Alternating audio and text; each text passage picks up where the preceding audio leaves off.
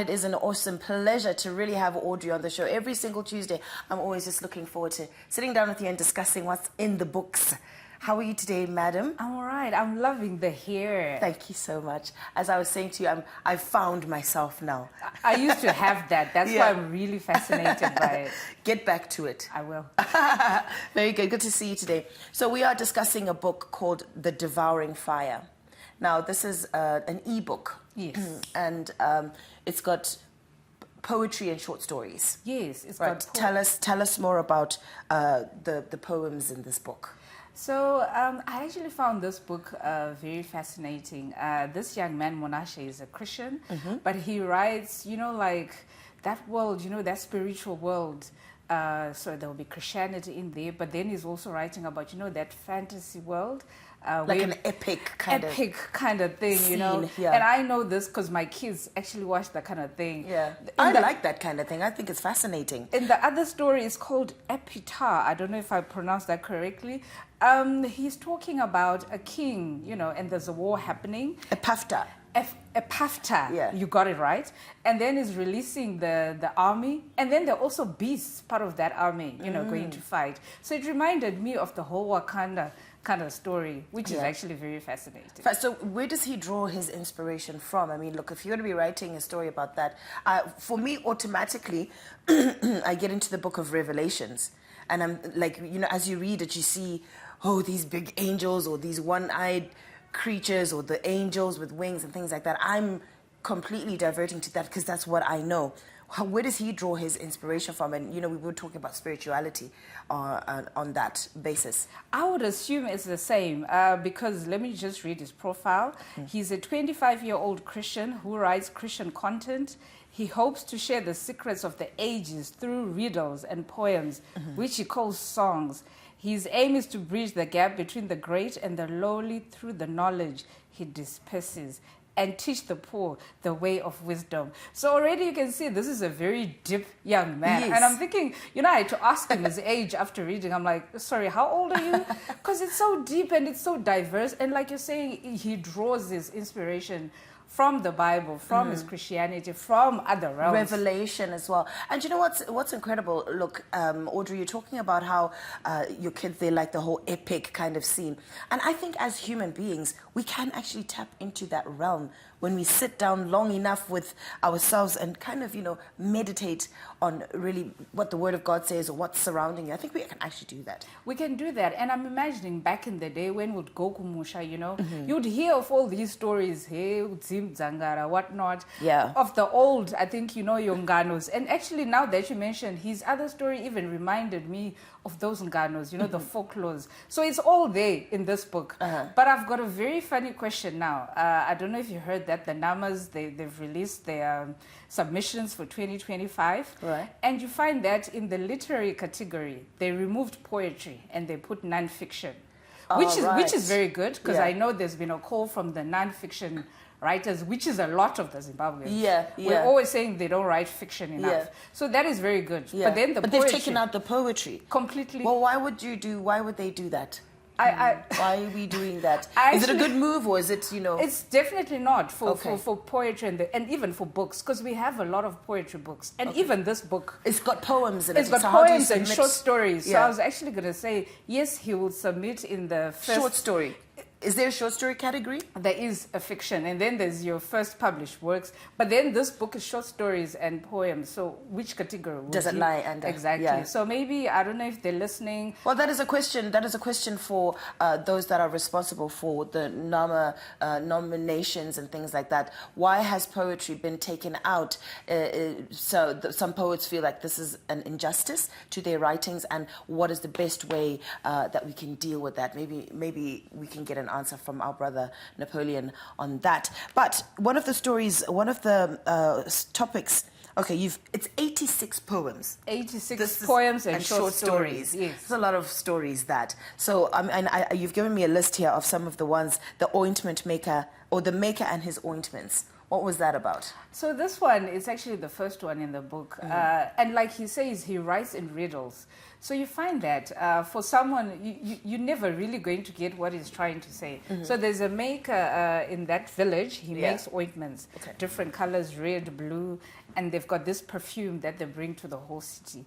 But then there's a competitor who also wants to steal his methods and then make wealth out of it. The other one just wants to make people happy. But the other one wants to make a lot of money and have an empire, build a lot of things.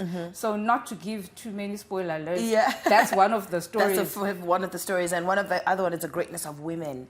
Yes. So from his perspective, I mean, he's 25. How is he capturing the greatness of women? How does he know he's young, isn't he?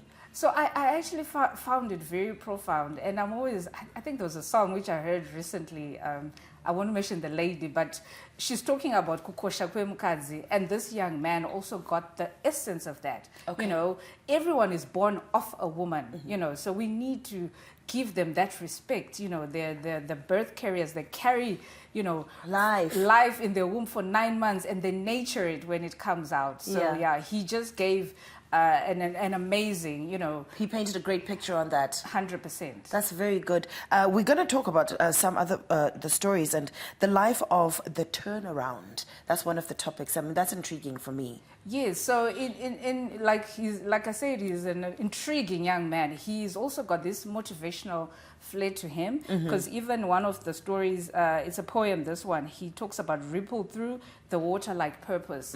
So he's saying, yes, you can have purpose, you could have been born with great talent, but you need to actually forge ahead. You can't just sit on your laurels and think everything is going to be honky-dory. You need to work, just like the water, you know, when the water is flowing, it flows through rivers, stones, sand, and all that. So he says it's the same thing with purpose. Yeah, and I think it was something I was listening to yesterday, I think, on that issue of purpose. And of course, you know, greatness is ahead if you want all this good stuff, but you actually have to make that first step. You have to move the bus.